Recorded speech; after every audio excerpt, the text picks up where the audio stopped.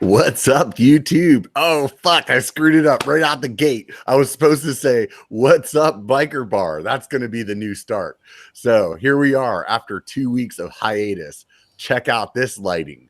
For those of you guys that are listening at home, I was inspired by the Lone Ranger last time we were on. So I have like the Darth Vader spotlight going on in the face right now. So we'll have to see how you guys like this, or maybe next show pump up the volume again and let you guys see all that beautiful background of empty soldiers sitting behind me.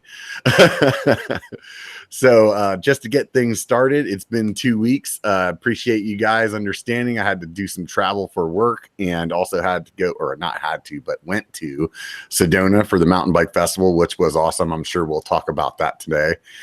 On today's episode, I have Outdoor Gold. And if you guys may know him by his name, RC. Before we get to that, I want to say a few things. First of all, thank you, everybody that is part of the Super Chat Mafia that comes up on here, throws up some cash to help out the channel. Dude, it really, really makes a difference. Honestly, if it wasn't for you guys, this shit wouldn't be happening. I know it's fucking draining listening to YouTubers be like, subscribe and support and hit the fucking like button. Oh, join my Patreon, join my Patreon, join my fucking Patreon. I get the shits hearing it. Believe me, I fucking hate saying it, but the God honest truth of it is, if it wasn't for you guys doing those things, this thing doesn't stay alive. Just while I was in Sedona, my gimbal took a complete shit, which you'll probably see once I'm editing that video. And if it's not for people being on Patreon or throwing up the super chats or just watching the videos and hitting the thumbs up and the subscribe button, like those things don't happen.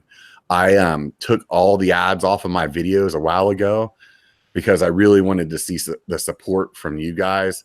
I was thinking about this the other day. I have a $1 level on the Patreon, and for $1 a month, I was thinking about things that I would spend $1 on, you know, and when I go to the bar and I order a beer, I usually tip $1 for just somebody handing me a drink.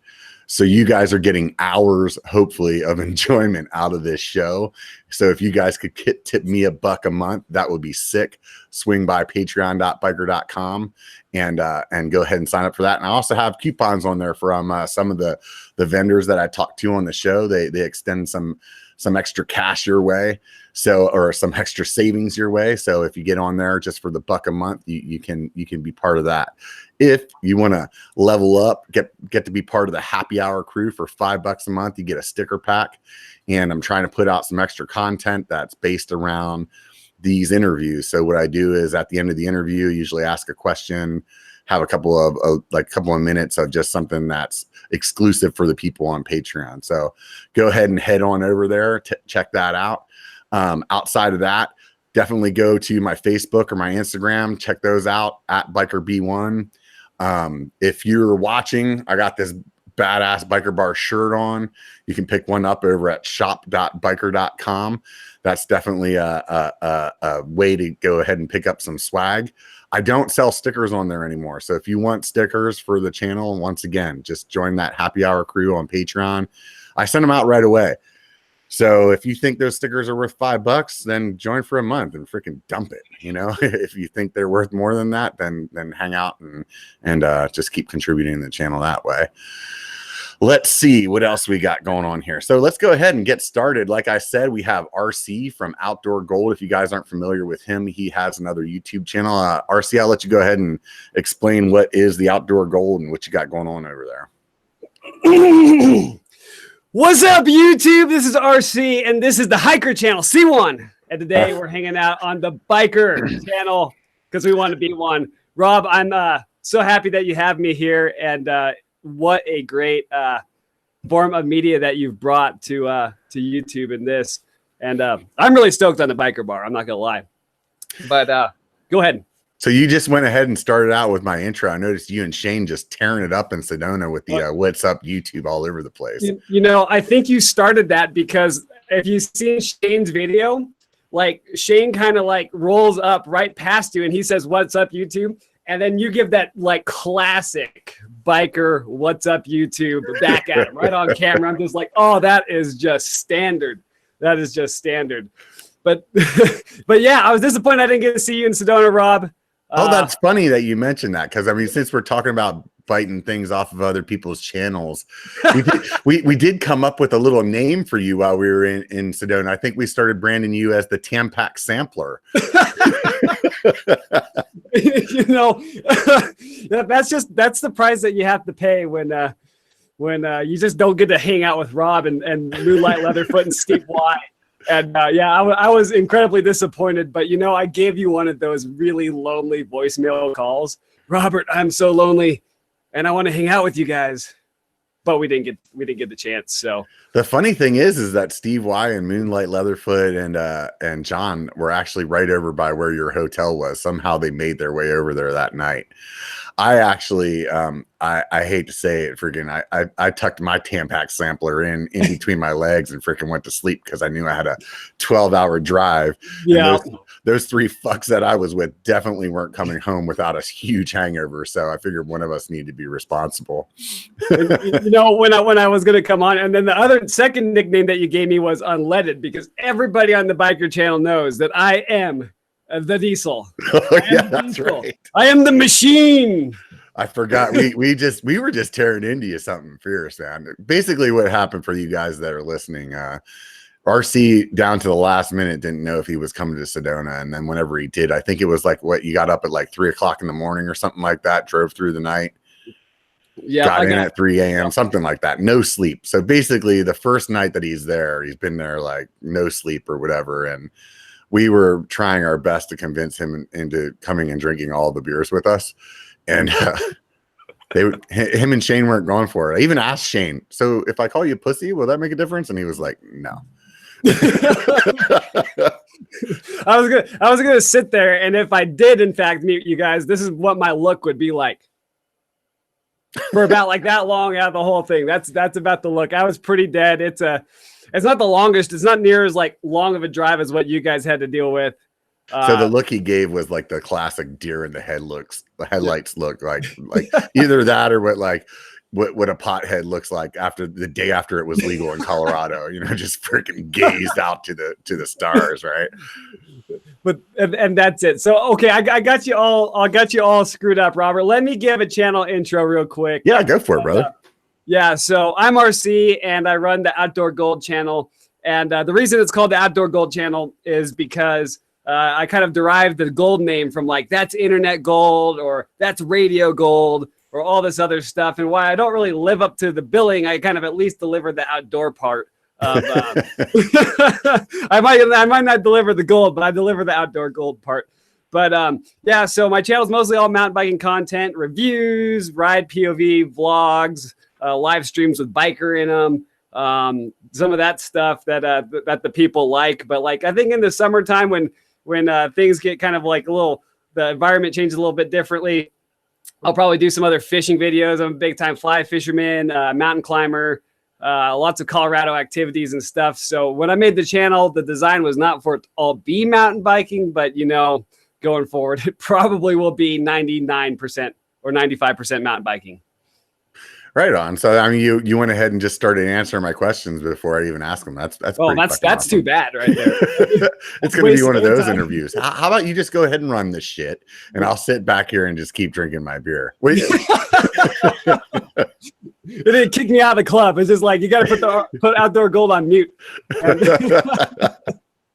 if you guys haven't already, because this isn't my channel, so I get to do this. Be sure to hit that like button and follow the biker channel right there, because that does a lot of good for helping Rob in the grand scheme of things. So leave a like. Oh, thank you, dude. I appreciate that. You're welcome. Yeah, and if you don't like it, you can hit the thumbs up button or the thumbs down button two times. True. Hit it twice. I mean, as long as you hit it twice, man. I mean, only pussies hit it once. So you gotta smash that like button twice, then push the play button. That's how it works. No, you gotta smash the like button odd number of times. So either 1, 3, 5, something like that. The thumbs down button, definitely even number of times. So for those of you guys that haven't figured it out yet, if you hit it twice, it turns it off. So Let's go ahead and move on from there. So you started your channel when did you start your channel? So I started my channel about 2017. I'd say it's kind of like when I made my first mountain bike videos. Again, it was under just my regular name, RC Lefevre. And so it was kind of hard to like plug my channel. Oh, be sure to check out the RC Lefevre channel. And everybody's like, how do you spell that?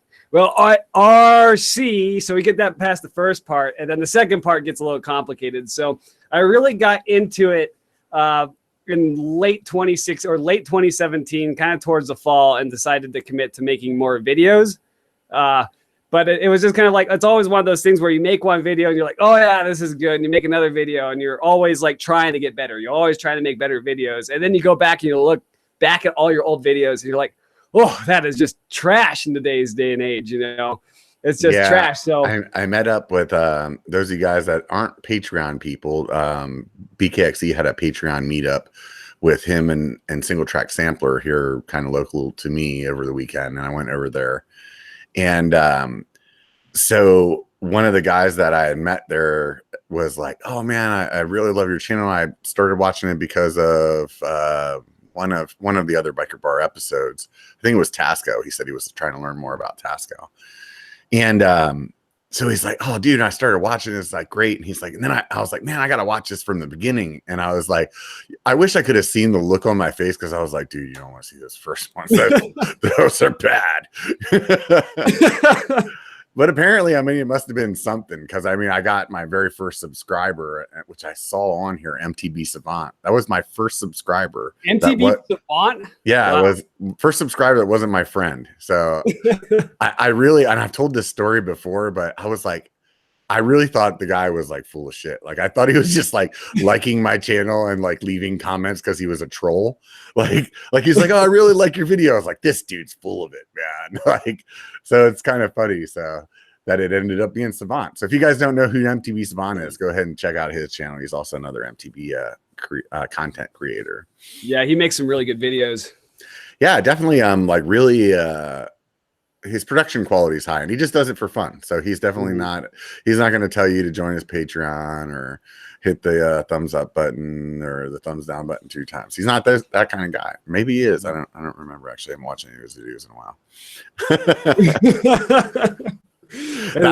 I made a joke over the weekend about like the best way to stop watching YouTube, like all your favorite content creators. Like, people are like, man, this is like taking too much of my life. I need to stop. The best way to stop is just to start your own channel, because all of a sudden you have no fucking time to watch anybody else's shit. You are so right. Ever since like I started making videos, it's just like, man, I go back, I look out, and it's just like, man, I have no time to watch other people's videos. But I mean, I will make time to squeeze some in. There's a couple of things that I don't miss. I don't miss like I don't miss BKXE, and I don't miss biker videos. Yeah, right. I was not paid to say that, by the way. I was not paid. So this came up recently, and it just freaking made me feel hell old. You're a pretty young guy, dude. How old are you?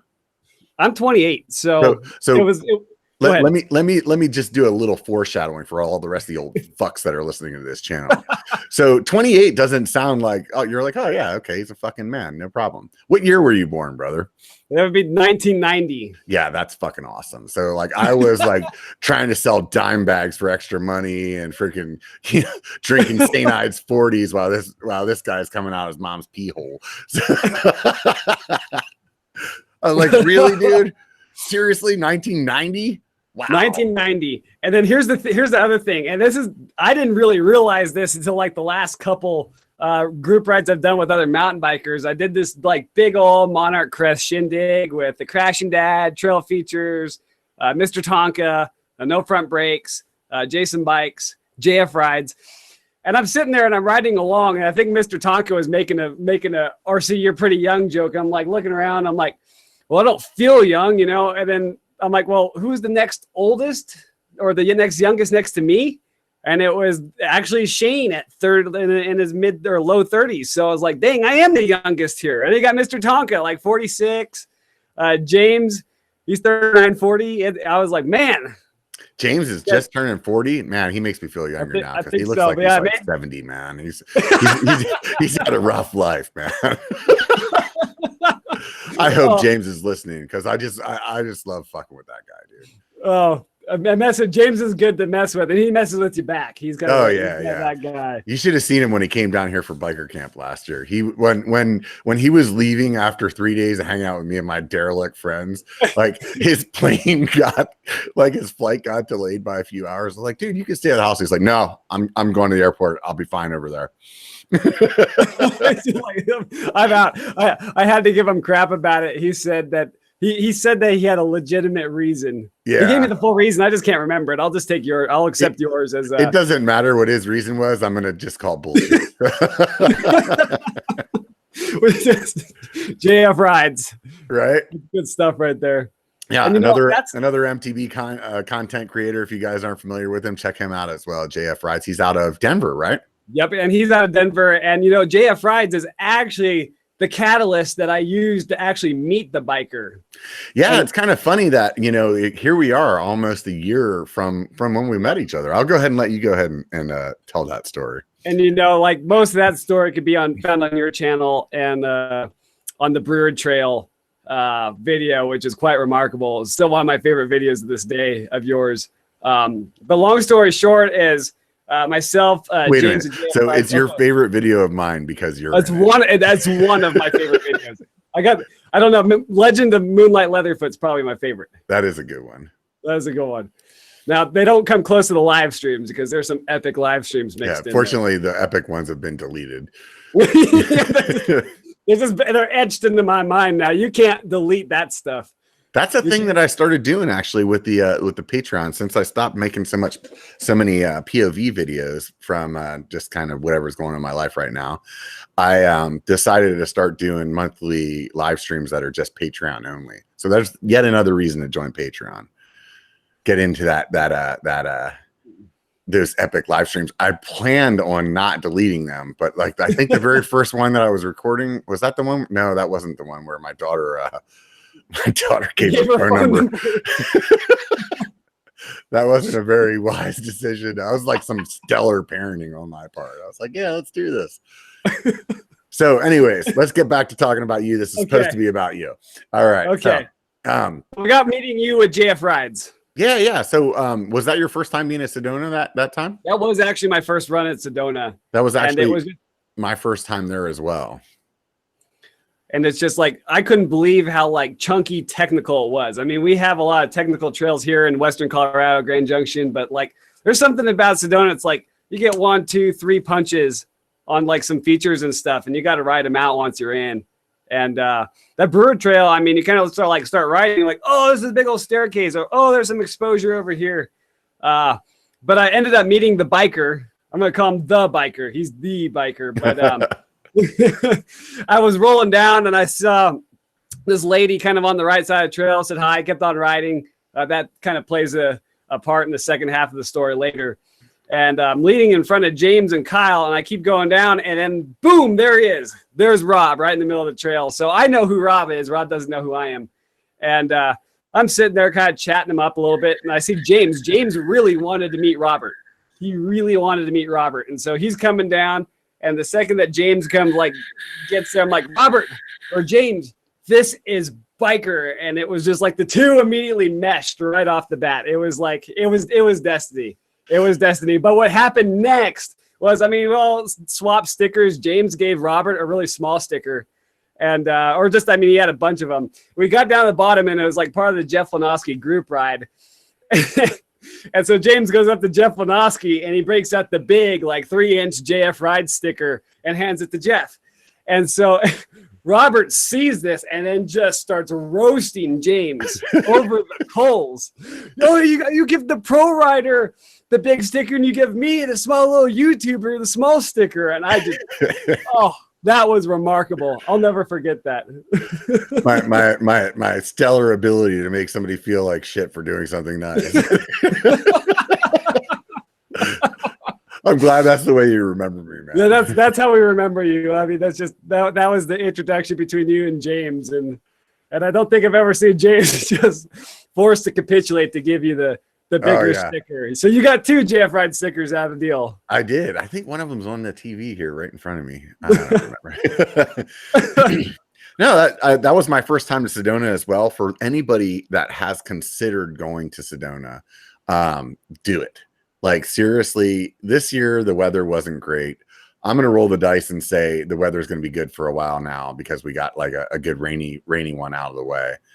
But that first year, whenever I met RC, it was just perfect weather. Like, you couldn't ask for better weather. The trails there are phenomenal, and there's something for everyone. Like, everything is not all like ridiculous exposure. If you're a fucking pussy like me and are afraid of heights, something fierce. Don't be shy. Like, don't shy away from just watching all the white line videos or high line. Like, there's some really sick trails there. What'd you ride this year in Sedona? So this year, when I got there late on Friday, I think everybody was kind of like off onto a Jeff Lenoski group ride. So I decided to get really ambitious, and I went up to the white line, and so I put that on every video that I've like put out so far about the Sedona Mountain Bike Festival. I keep teasing people that there's like some white line footage in there. And so I went out to there, and then I went to Hogs and kind of wrapped that up. And then the next day we went to South Mountain, which was awesome. South Mountain is sick. And then we wrapped it up with a Highline on Sunday with Paul the Punter, I believe. Oh, right on, dude. So I wish I could. Paul was with us at South Mountain as well. Next year, I'm planning on I think I'm just going to fly down next year. I drove from Sacramento. It's a 12-hour drive. And the year before, whenever I went, I actually drove to LA first for work, which is only like a 6-hour drive.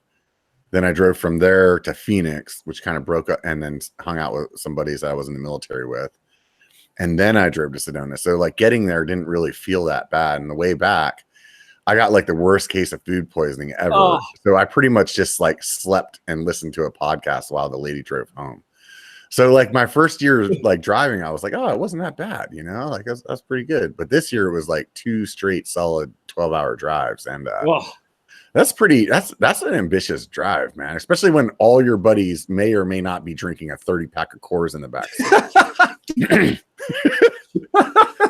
I mean, I'm not condoning that kind of behavior happening. I definitely didn't notice it if it was happening. But it's a good possibility that we were like dropping off some recycling every time we stopped to pee every 5 miles. And you know, I wouldn't have put it past you guys. Y'all's a bunch of characters out there. The big old biker, the biker truck, the biker mobile. And you know, I don't know. So obviously didn't get to see you this year. I saw you last year. As a lot of people seem to come around to ask me, like, RC, should I go to the Sedona Mountain Bike Festival? Is it going to be crowded? Is it going to be X? Is it going to be Y? And, you know, I don't know about you, Robert, but to me, it seemed like one of the biggest reasons why you go down there is for the people. 100%, dude. I told people when I went, like, I honestly don't even care if I ride. Like, riding is obviously, it's a big part of it. But I really it's such a fun event. I think because it's like big enough that that it doesn't feel like it's like janky or something like that. You know what I mean? But it's small enough that you still feel like you can't lose your friends.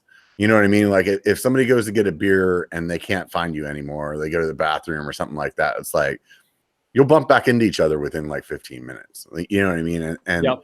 The vendors are not being like just completely bombarded by people, which I've heard like Sea Otter's pretty hectic. I haven't been yet. So so it's a really fun event. And when you talk to even the vendors, they all say that it's like one of their favorite events as well. And you know, I mean, as far as like YouTubers go, I mean, there was a pretty good list of people out there. Yeah, you were there. I was there. I mean, who else does it fucking matter? I don't know. Yeah, at that point, it doesn't matter anymore, right? The Crashing Dad, he was out there. He got the famous What's Up YouTube. Trail Features was there. Paul Punter. I didn't see Paul while I was there. Dusty Betty, Hardtail Party was there. We saw Mo Awesome and Hannah.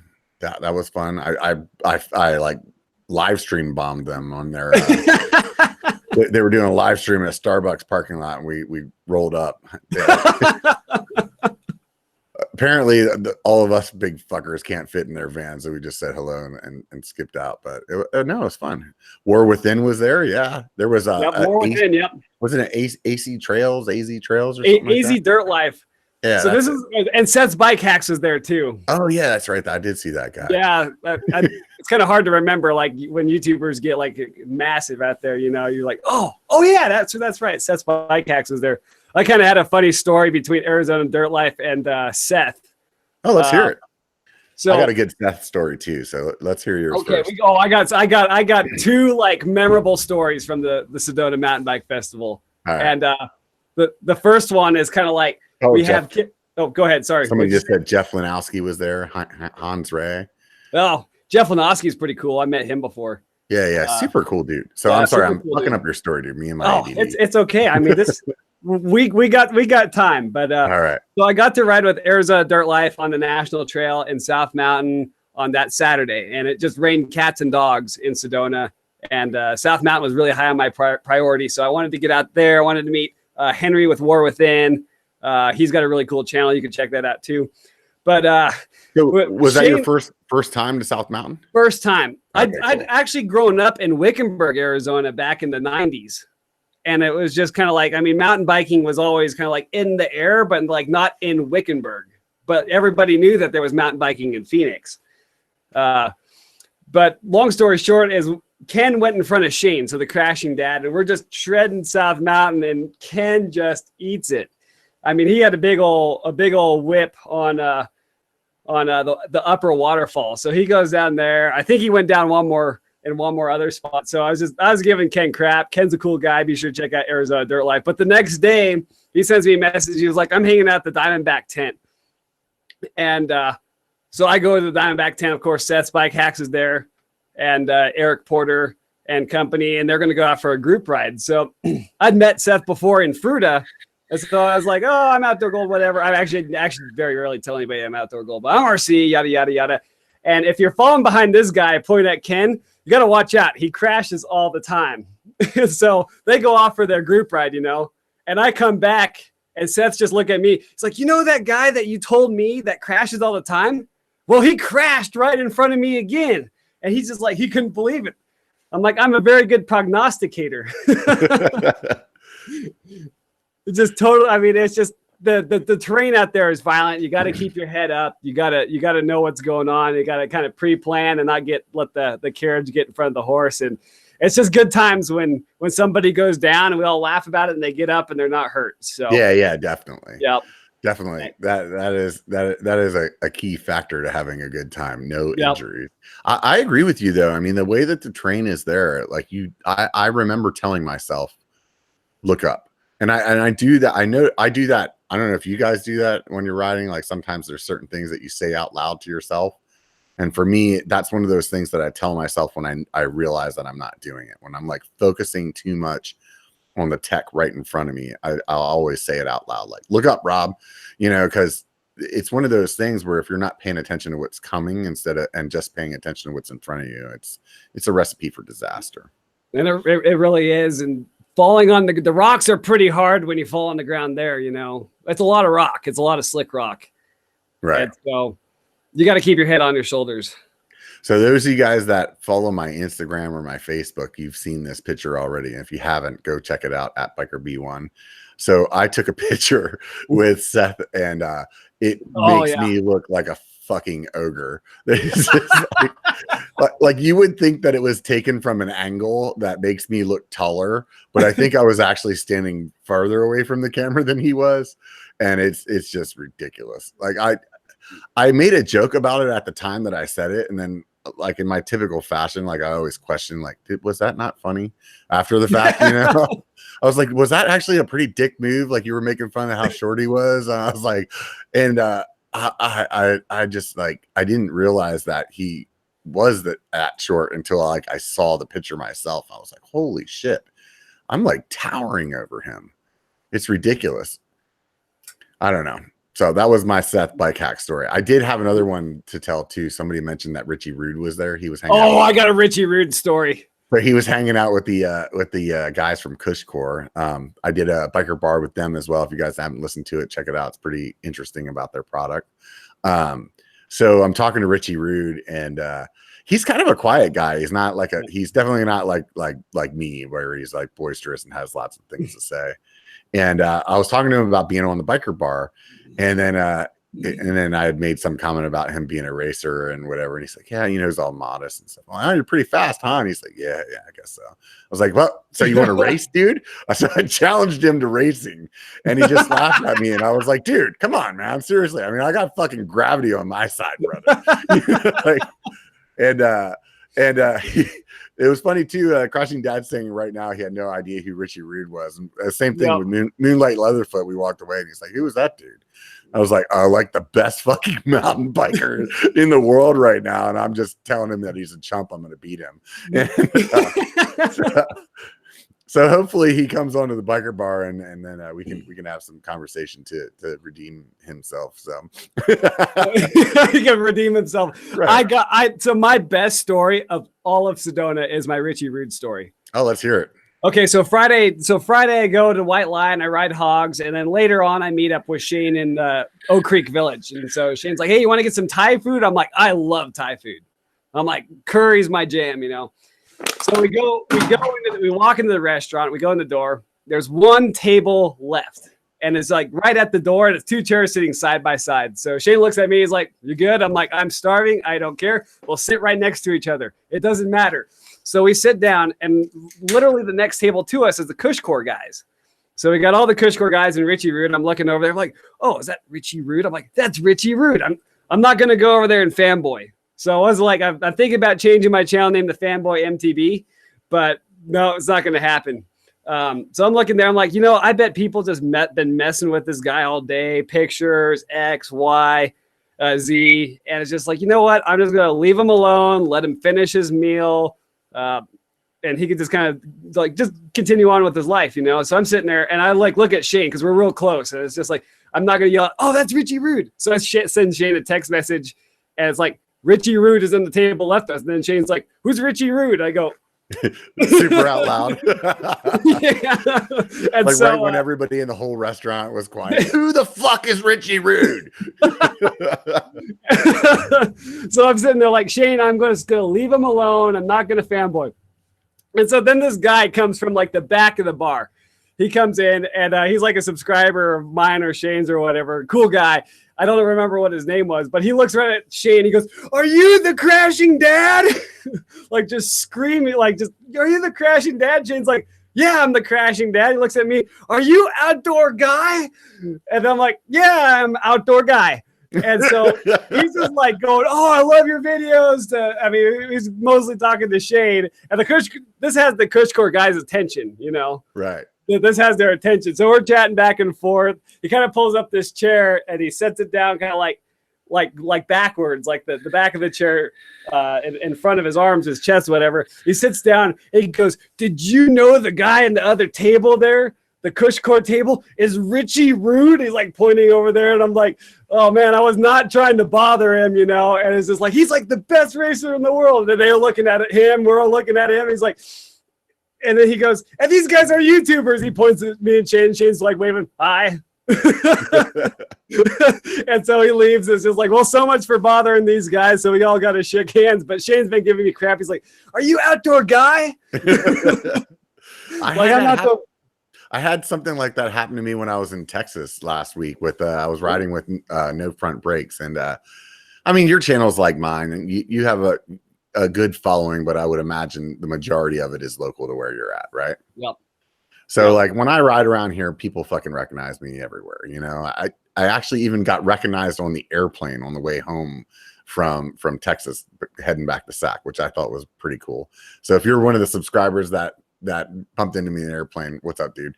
So what's up, dude? Right. So anyways, so I'm in Texas, and everybody's coming up to Eric. They're like, what's up? No front brakes. I watch your channel. I love it. Blah, blah, blah, blah, blah.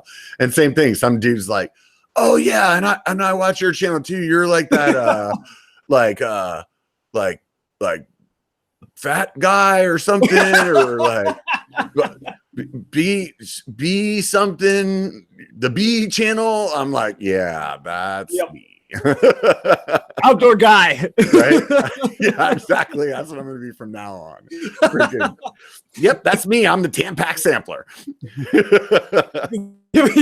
The diesel. I mean, unleaded. That's like, right. That's going to be my response. I mean, I've got recognized before. This one guy he passed me like at the bottom of the horse thief, and Shane was filming something, or he was filming another run down it. And this guy kind of goes up. He passes me, and he looks back as I'm standing there running the camera, and he's like, "Are you on the internet?" I'm like, "Nope." But he is. I point at Shane. He starts walking away. "Yes, you are." I got totally called out on the bottom of the trail. I'm like, dang, I got caught. And Shane, well, he got caught too. He went up there, he got a sticker out of the deal. So I think he did. Oh, that worked out. It works out. So whenever you started your channel, you said originally you didn't want it to be a mountain biking channel. You wanted it to kind of be a little bit of all the things that you do. You're pretty accomplished climber, aren't you? Yeah. So, I mean, back when I was in college and a little bit out of college, I would do a lot of 14,000 foot peak mountain climbing. We have 58, I'll call it 14ers in Colorado. And I set out to climb them all and I got them. And I've had a lot of good experiences with that. Some real close calls. Anytime you start running around the mountains, you get some really close calls, but it's just really fun to get out there in the hills and do some climbing and then get on the top of the peak and be able to check around and see all the different stuff out there. So yeah, I've climbed a lot of mountains. We're talking about like waking up at like midnight and then getting out there, getting to the trailhead at like 4 a.m, 3, whatever, start hiking, get done, get back home at around 8 or something like that. So it was like some real marathons. So why do you like get up that early to climb? Like, what's the reasoning? Is it like the heat or like? It's mostly like in Colorado, we have what's called, I mean, it's a monsoon season, so to speak, and we get a lot of afternoon thunderstorms. And you do not want to be up like above like the tree line. Our tree line's like around 12,000 feet or a little under that. You don't want to be caught up there during a thunderstorm because there is no shelter. There's nowhere to hide. It just will rain cats and dogs. Rocks will start to fall. The bolts will just be hitting rocks. So it gets really sketchy. And I've been caught in a couple of those. And it's just like, man, you're really shitting your pants when you're caught at alpine thunderstorm. Like the hair stands like on your arms. The rocks make buzzing noises. And you're just like, this is really sketchy. How do you get into something like that, dude? I remember that I was in firefighting for quite a while. So like wildfires, like not indoor structural fires, but outside wildfires. And I was using it as like a really good means to stay in really, really good shape. Cause I mean, you do a lot of hiking and firefighting. And I was using that for like high altitude training. And I went out and I set a goal. I was like, you know what? I want to climb all the 14ers and I'm going to get out there and do that. And so that's kind of how I got into it. And it was something that I really, really like to do, but I don't think that I like it as much as I like mountain biking anymore. So how did the mountain biking come about? So with mountain biking, I actually got into mountain biking while I was at a wildfire. And I've grown up in Fruita since 2000. And so, I mean, some of my latter elementary years, middle school, high school, I went to Fruita. And obviously there's a lot of riding in Fruita. And I had never ridden a mountain bike before. I was at a wildfire and my boss, he was like, you know, you're from Fruita and excuse me, you must do a lot of mountain biking. I'm like, you know, I've actually never gone once. And he's like, what? That's like being from Aspen and never skiing, you know, that's like being at Lake Tahoe, never skiing. It's like our equivalent of that. And so totally. I literally went and I bought like a mountain bike. Like the second I got off the fire, I had a day off. I went and bought a mountain bike and then I got into it. But I really, really got into it as like, I think like some technology got better. I'd say about like 2014 or so. And that's when I was like, you know what? It's just like, I can just throw the bike in the back of my truck. I could just go out to these trails. They're freaking awesome. People from over the world come here to ride them. We're 90 minutes away from Moab. And yeah, I really got into it because it's just such a good local sport. It's fun. I also do a lot of skiing too. And the parallels between skiing and mountain biking, in my opinion, are pretty closely related. It's just the concepts are close to the same. Yeah, I went through a period of my life where I was really big into skiing as well. And I think I agree with you. I think for me, the parallel is like that. I like it when you're so focused on something that there's nothing else in the world. And I think that's like when you're skiing, like you have that same thing. There's no time to think about like your bills or your relationship or whatever, it's just like you and what you're doing. And that's the same thing with mountain biking. It's like you're going down some chunk. That's why I call it single track therapy, because there's nothing else to think about. And for me, that's refreshing to actually be able to like just let everything else go. I mean, and no matter what your thing is, if you have something in your life that does that for you, it's invaluable, And that's kind of like, that's something that kind of brings us all together, like especially like in the mountain biking community, so to speak, is like, why are you out there? I mean, some people are out there for different reasons, but I'm out there for the reasons that Robert described as like, I mean, I want to get out there, I want to exercise, I just want to get out in the trail. And, I think like mountain biking in terms of what's kind of going on is like probably the most like interactive and fun sport, especially like, I mean, if you got trails with features and stuff, I mean, you're paying attention and you're looking forward to hitting those features. And as long as you're not ending up rider side down, you're doing pretty good, The community is pretty good too. I mean, like for the most part, I mean, you don't have a lot of douchebags in mountain biking. Somebody said in the chat, they were like, road bikes will make you think. And they're so right.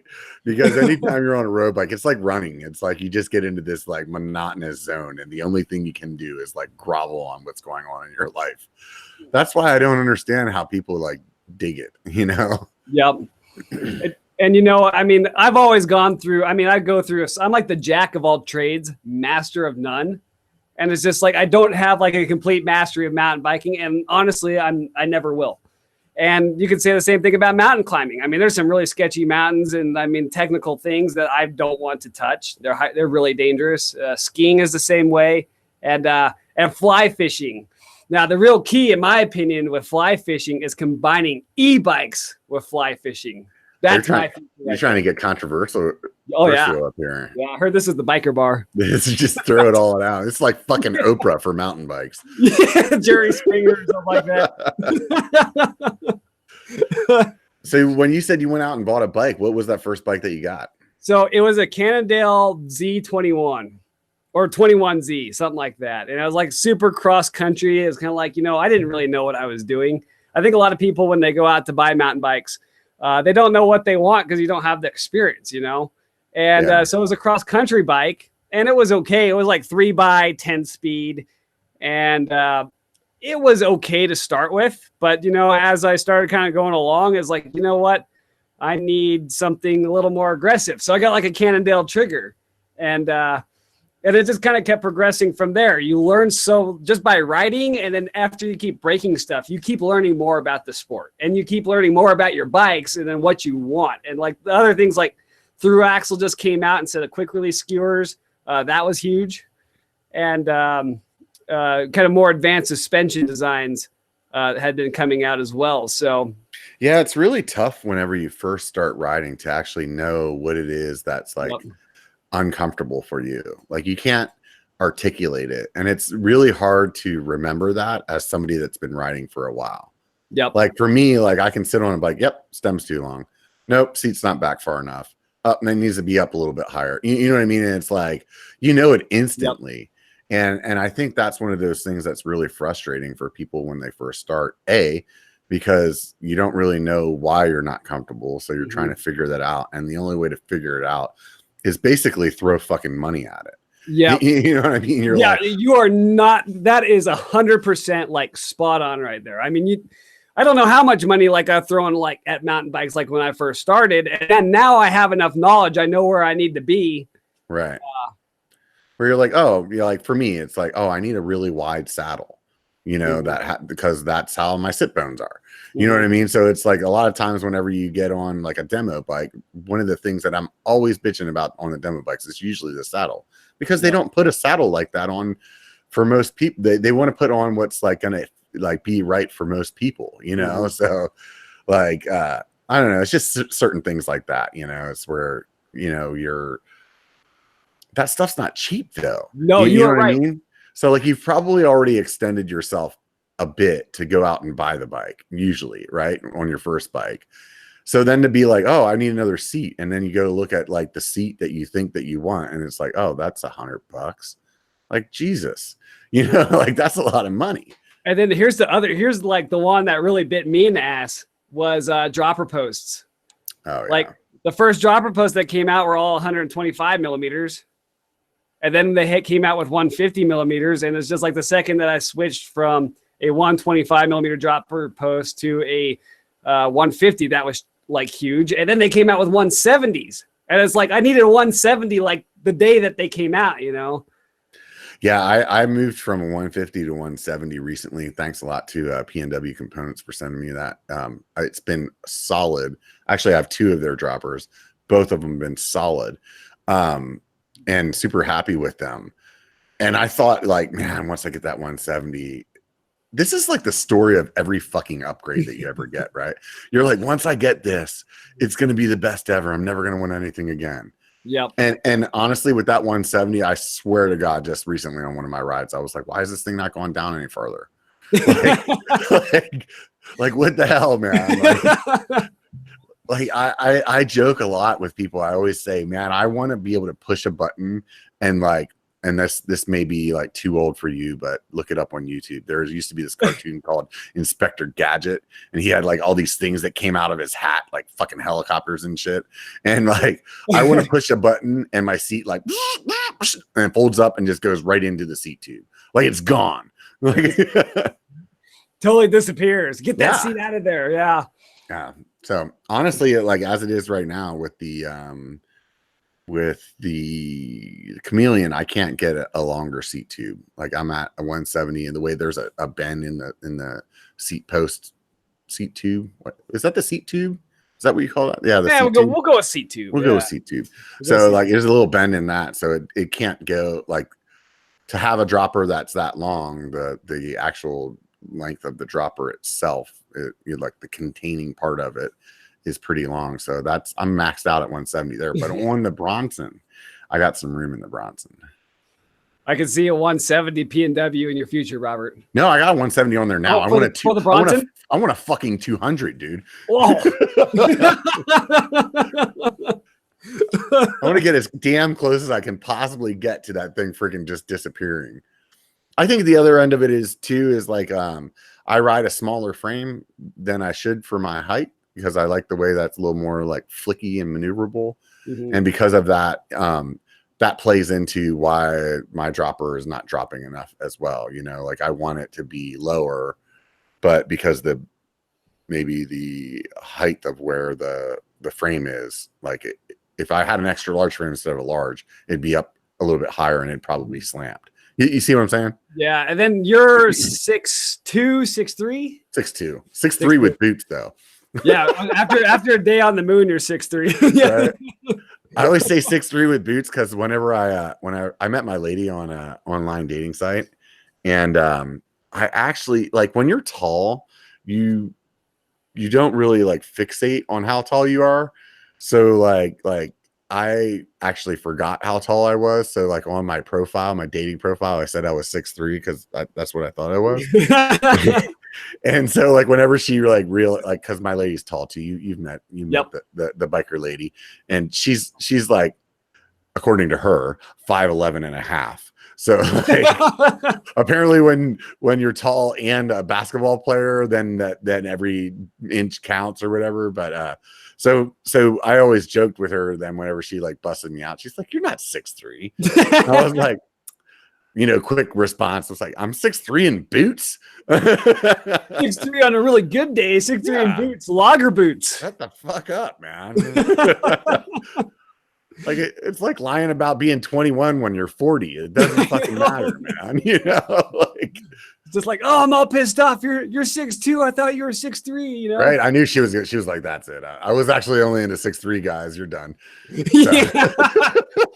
So cut ties right there. Yeah, she was trying to get rid of me on the Brewer Trail. That was actually what happened there when you bumped into me in Sedona. She's like, if I push this fucker off, I think he already put me on the life insurance. So like trying to get to the stand really close to the cliff of death on the Brewer Trail. Oh man, dude, somebody had a great idea for that trail. That the guy that I was with, John, he was saying that we should have went out and put the drone up and had me crawling across that section. Oh my God. Oh, it would have been awesome. But with the weather, and then B, you were telling me like the drones there are like pretty much a no-go in Sedona because of the airport. So when I was there originally, the first time last year, I figured out like that. I mean, there wasn't like a really good drone culture. I mean, it looked like they had no drone signs like up on the trailheads or whatever. I did more research, and as a commercial drone pilot, I went back and I looked, and all that territory in Sedona, even within the 5 miles of the airport, is all in Class Golf airspace. So what does that mean? Well, it means it's uncontrolled by a tower airspace. So I can fly there, and so I did get some drone shots. Really? You fucking set me up, you asshole! I'm sorry. I learned about this on that Friday before I left. Oh wow! Thanks for reaching out and letting me know, dickhead. Yeah, I didn't know you had any drones in your future, but I'm just sitting over here like I got biker on this one. Right? You're like, I'm going to tell all the YouTubers you're not allowed to fly drones there, so I'm the only one with drone shots. Great. Yep. That's awesome. And then yep, exactly. So I walked away with some drone shots. I like on one of my most recent videos, they're like, well, aren't you not allowed to fly there? It's like, well, I can fly there because I'm a commercial drone pilot and there's no air traffic control tower, but there is a ton of air traffic there. So you're not allowed to fly your drone. If you're, I mean, it's so close to the airport, like on the Brewer Trail, if you were to fly your drone, you can't like impede any aircraft. Yeah, I mean, I would have just put it out about 20 feet away from you fucking crying on the side of the trail. So that's the goal for next year. Next year, you're gonna go out there, Redemption 2020 on the Brewer Trail. I'm just gonna go fucking chuck the Bronson right over the fucking cliff and then just sit there and cry, and then let everybody know on YouTube this is the end of the channel. This is it. But the or it'll be like a pitch for Patreon. Look, I need a new bike, guys. Join my Patreon. And if you haven't joined the Biker Patreon, I'd highly recommend doing so. So yeah, exactly. Because obviously next year at this time I'm gonna need a fucking bike. So yep, you're gonna need a new bike, and that incorporates like a lot of things like those really nice wheels that you have and the dropper post and all the other stuff. It's good as done, dude. So I like it. So what other things do you want to do on the channel other than the mountain biking? So you mentioned fly fishing too. How'd you get into that? So that was kind of like something that I did with my dad. Obviously being in Western Colorado, I mean, it's really rural and lots of hunting and fishing out here. And obviously there's only so many hunting seasons, and fishing is, you can do that year round. You can fish year round. And so I really got into that and really dug into the sport to get out there and try to catch fish at will, because it's really not that much fun to stand out there and not catch anything. And if you're really good at fly fishing, it doesn't really matter. Like on some rivers, you will catch fish. So I got into that, like started tying my own flies. That will probably be like a summertime video series, doing some fly fishing and stuff out on the Gunnison River or the Colorado or some of the other stuff. So it's just really fun when you're out there and you set your fly on the top of the water, or it's on the bottom of the water, and you're doing everything right, doing everything that you're supposed to. You're really paying attention to what's happening, and bam, you got them on the hook, and it's game on at that point. So I do like fly fishing a lot, and I wish I did more of it, but mountain biking is kind of number one right now. But fly fishing videos will be out this summer. Right on. So how do you what's the deal with tying your own flies? Like what's the importance of that? I always hear people that talk about fly fishing that's like, oh, I tie my own. I'm like, okay, well, that's fucking great. Yeah, I know. Why don't you go to the store and buy one like the rest of us, man? Yeah. Sometimes I'm not, and I can't really knock like on all flies. A lot of times you get to tie what you want. Like if you're running around, like I'm running around, I'm pulling up rocks, hucking them behind my back. I'm looking at bugs that are like sitting on the water, see what the fish are eating. And then I want to replicate that. And I can't replicate that always when you buy store-bought flies, and sometimes you have like some really high pressured water and they just need to see something different. It's like it's old news and it's fake news when they see like the same fly that just keeps like going in front of their face all day long. So you got to like throw something different out there. It saves you some money in the long run if you tie your own flies, but it's that personal touch that can like be the difference and 50 fish like in a day. It's just like fly fishing's all about doing the little things right and doing the big things right as well. So it's a science. It is a hardcore science. I think I always, there's certain sports that I've told people that I'm just purposely not doing until I get older, because I know I have like like for me, I tend to go, why is it showing just, oh, you must have went a little digital. That's what it was. Sorry. I freaking got stuck by what was happening on for everybody else. Yeah. You went digital there in the last thing that you said, and it just like threw up your emblem into your picture. Well, that was nice of me. Yeah. No worries. And me and my fucking shiny ball problems. I'm like, yeah, I forgot I was doing a podcast. I'm going to talk about that now. So what the fuck was I saying? I don't even remember now. I don't even remember. Yeah. Let's move on. It obviously wasn't fucking important. So what kind of bikes are you riding nowadays, dude? So I got two bikes. I run the two bike system, and Shane is the Crashing Dad. He's also in Grand Junction. B1KER has a B1KER Bar with the Crashing Dad as well. He likes to give me crap because I have two long travel 27.5s. So I have So you bought two of the same bike, basically. Not the same. Yeah, same bike, but not the same. So I got like a Yeti SB6, and that's kind of like my flagship go-to bike. And then I have an Evil Insurgent. And the good part is, like I tell everybody, it's like there's always something wrong with like one of my components, and it can shut down like your whole operation unless you have something to swap it out. But a lot of times, like when it rains, it pours, and I might have to do a bunch of work on one of my bikes. Whereas like if I have a separate bike, I just get on that, have that thing ready to go and go ride while the other one gets worked on by me or a bike shop or whatever. So the Evil Insurgent and the Yeti SB6 are my two main steeds in the stable. They have that saying about like N+1 in the biking community. So it's basically like you always need one more bike. And I'll tell you, I didn't have two bikes previously, but I sort of did. Because the lady's tall, her bike fit me as well. So that was like my go-to, like, because exactly what you said happens. Like you break something that maybe you don't have in your time or in your skill set to fix. So you need to take it to the shop.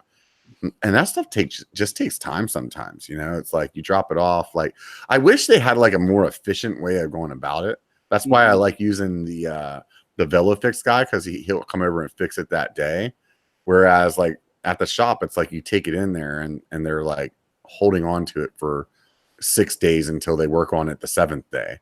You know what I mean? And yep. You have to leave it there that time, because if they maybe have a break on day 3, it could get fixed then. You know what I mean? So like that, I understand why you have to do it, but it blows whenever that's your only ride. So for me, yep. Whenever I would take, my bike in, then I could always fall back onto hers.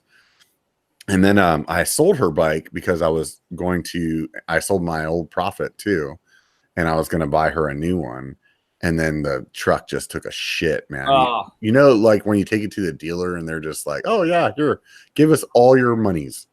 10 grand, and where you almost get a brand new truck, except you don't. Yeah, exactly. You're like, oh no, you just got bent over. That was awesome. So basically, friggin' there went her bike. So she has no bike right now. So when we do ride, she rides the Bronson, and I fortunately scraped enough money to go to pull that Chameleon in. And it's just really nice to have that fallback, because I know whenever I had one bike, dude, when your bike was in the shop like that weekend, you're just like especially if you're like trying to like chase some like fitness goals or something like that, you're just like, dude, I know that if I'm not riding this week, it's gonna, like, I don't have so much time to ride. It's really gonna change things, Yep. And especially like on those fringe months, like it's really nice now because we got the time change, so you're gonna get an extra like hour off work to ride your bike. But like when you're kind of pinching hours of daylight, like in November and October, when we could all ride in the West, it just you gotta have your bike immediately. It's like you gotta bring it with you to work, and you gotta get out there and ride it. If it's got problems, I mean that's a huge setback. And a lot of times you're only riding on the weekend. Yeah. You know, if that's not the case. So, but you know, you have as your backup, that Santa Cruz Chameleon, and which is I kind of think like in hindsight that is such a good backup to have because number one, there's no rear shock. So you can't have anything that goes wrong with your suspension linkage. You can't have anything that goes wrong with your rear shock, you know? Yeah. And there's like bikes are having more parts on them today than they've ever had before, you know? Dude, dropper post. I have a single speed that's basically what I used for road biking for a long time because I would just commute to work on it. It's like 16, 17 miles each way. And the only thing I've ever changed on that bike is a chain and tires. Like it's so fucking refreshing, you know, to not have to fucking do anything to, you know. And that's actually I would like to get myself to a level of fitness where I can change the Chameleon into a single speed, where it's just like you're just knocking off the ability to break shit, you know. Yep. Yeah, rear derailleurs are the first thing that is most likely to go outside of a rim or something like that, you know? Right. And I mean, there's certain things you just can't get around, right? Yeah. I actually broke a spoke for one of the first times that like actually kind of screwed things up. This last time when I was in Sedona, I like kind of curbed a rock coming around a corner or something like that, and it broke a spoke, but that's usually not that big of a deal. However, when the spoke broke, it pushed it through my freaking rim tape. Oh. So like I hear all the air coming out. It's like, psst, and I'm spinning my wheel and I'm looking for that like fucking bubbling coming out. You know, I'm like, where's the stands? You know, I'm looking for the hole. And I'm just listening to this air just going out like, you know, like it's going out of style. And it took me a minute to actually, I didn't even figure it out. It was Steve Y came back over and he's like, because I'm, you know, you're kind of stressing, you're kind of like spinning it, trying to get it to stop. And Steve Y came over and he's like, dude, you broke a spoke, man. And then right when he said that, we looked and I was like, oh shit. So, I mean, it worked out though. I ended up just, I mean, honestly, like carbon rims are like super freaking staunch, you know, like, so I just pushed the rim, the spoke out, put a freaking tube in, pumped it up to like fucking 50 and, you know, because you don't, you know, when you're riding out there, it's all like super rocky and chunky. Because it's funny, even on the video, like right before I blew that spoke out, I remember saying on the camera, like, you better not come to Sedona without freaking tubeless tires because this place is going to eat them up, you know. And apparently, even with tubeless tires, it eats them up. So, and that same thing happened to Shane, except I guess his testimony was he had cush core in the rear tire and it pushed the spoke back out. Yeah. You know what's ugly about this is I freaking have cush core sitting right here behind me on the tool bench. It's been there for like a year almost. Those guys hooked me up and gave me a set of it. And it's like, and I, in my mind, I saw all these like shitty ass freaking install videos. So like my tires were like halfway worn and I was like, oh, well, I'll just wait until my tires are like blown out. And then whenever I'm putting new tires on, I'll put the cush core on. But these fucking DHF DHRs that I'm running are like, they're just hanging on, man. They're like, fuck you, dude. You don't need cush core. Yep. So maybe I wouldn't have had that problem if I wasn't fucking lazy. You were just shredding so hard. That's what it was. Huh? You were shredding so hard. Something like that. Freaking, but yeah. We're going to just leave it at that. I definitely wasn't shredding so hard, but you know, you guys have seen my video. Maybe I should start speeding that shit up, make it look like I'm a fucking baller. You guys would be like, no, dude, that guy did not just beat Richie Rude down the hill. Oh, the title of that video would be just unreal. Yeah, right. It's a race between you and him and a couple beers, you know. That's that's the only way I could win that race is freaking let's see who can get really fucking hammered and still ride a bike. I might have a crying chance at that. Like I might be able to like get him to a point where his fucking skill set is below mine. But otherwise I'm screwed. That's good. So between the two bikes, you said you had a Yeti. and an Evil. Those are both really pretty bikes, and you said they're both pretty much the same travel. Which one do you like better? Oh man, I'm kind of been forcing myself to ride my Evil a little bit as I work through some dropper post issues on my Yeti. But I'm gonna go with the Yeti. Oh, my phone is going off. But I'm gonna go with the Yeti. And the reason why is that I feel like for the trail, you're going digital. I get a really good. Hang on, start over again. You want a little digital. Okay. So why the Yeti? Okay, so the Yeti is because of the trails that I ride. They're pretty gnarly, but they involve a lot of pedaling, and so I need to have a pedaling platform that gives me like really good efficiency, especially when the shock is fully open. And Yeti, I feel like, kind of sits in a class of its own with how well they pedal. And then they're just legit on the downhill. So the bike is, everything about my SB6 is fast. Everything about me is not so fast. But overall, I lean on my Yeti over my Evil. Now, Evil, on the other hand, I do think is a really, really good bike. And so I think, like, especially like we have a lot of park in Colorado. And during the summertime, I'll do a lot of climbing, like on regular trails and loops I'll do on a regular circuit. But like when it comes to park season, I just kind of like leave that bike alone, you know, because it's going to get trashed with dirt and mud because all you're doing is downhill. So my Evil is kind of like my favorite downhill bike at the park. So in terms of like an enduro bike and using it for that area right there. When I rode an SB5, I haven't ridden an SB6 yet. I'd like to. But when I rode it, it just wasn't set up right for me. And I have a shitty representation of that bike because of it. And also, it was like a week after a pretty big crash. So I was A, riding timid, B, riding timid, and C, riding timid on a bike that really wasn't set up well for me. The tires were not great for the terrain that I was in. It was definitely because I was considering buying the SB5. And when I ended up buying the Bronson, I got the Bronson because it just was a smoking deal that I ended up getting on it. And it wasn't built anything like what I would have built it out like. You know what I mean? Yep. So it just was like, I need to give that bike a fair shake, you know? And I think they have it at the local shop up here, Victory Velo in Auburn. I should go up there and rent it. I want to ride that Pivot too. Yes. The Chameleon's finally been the first bike that made me feel like, hey, this 29er thing isn't a bad idea. How do you feel? I mean, you're a 27.5 guy too. What's your reason? And then like the reason I have on that is number one, I will say this: 29ers, in my opinion, are better right now than they've ever been before. And yeah, 100%. Like, yeah, there's no doubt about that. The geometry is so much better. It seems like everybody that is coming out with a new 29er has them really dialed. But as far as like, I mean, I started out on a 26-inch bike. I've had 2 29ers in my past. And I think the biggest issue I've had with 29ers was I feel like they take more effort to push the cranks. You know what I'm saying?